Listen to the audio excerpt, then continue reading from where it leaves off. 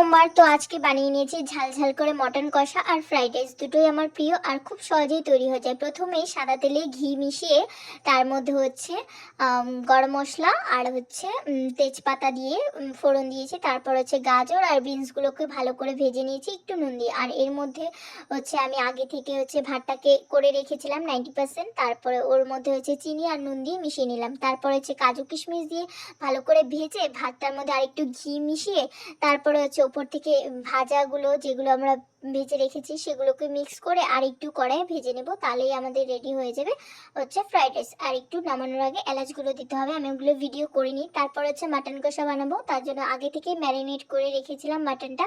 তো ফোড়নে দিয়েছিলাম তেজপাতা, জিরে আর গোটা গরম মশলা। তো মাটনকে এভাবে বসিয়ে দিয়েছি আর ঢেকে ঢেকে রান্না করছিলাম। আর আজকের রান্নাটা আমি করছি কাঠের উনুনে। ভেজে রাখা আলু আর কাঁচা লঙ্কাগুলো দিয়ে ভালো করে কষিয়ে গরম মশলা দিয়ে আর একটু ফুটিয়ে নামিয়ে নিয়েছি। আর আজকের রান্নাটা একটু কষায় রেখেছি যেহেতু ফ্রাইড রাইসের সঙ্গে খাবো। আর সবাই খেয়ে তো খুব ভালো বলছিল, আমার তো খুব ভালো লেগেছে। তো আমাদের কার কার পছন্দ অবশ্যই কমেন্টে জানিয়ে। দেখাচ্ছি নতুন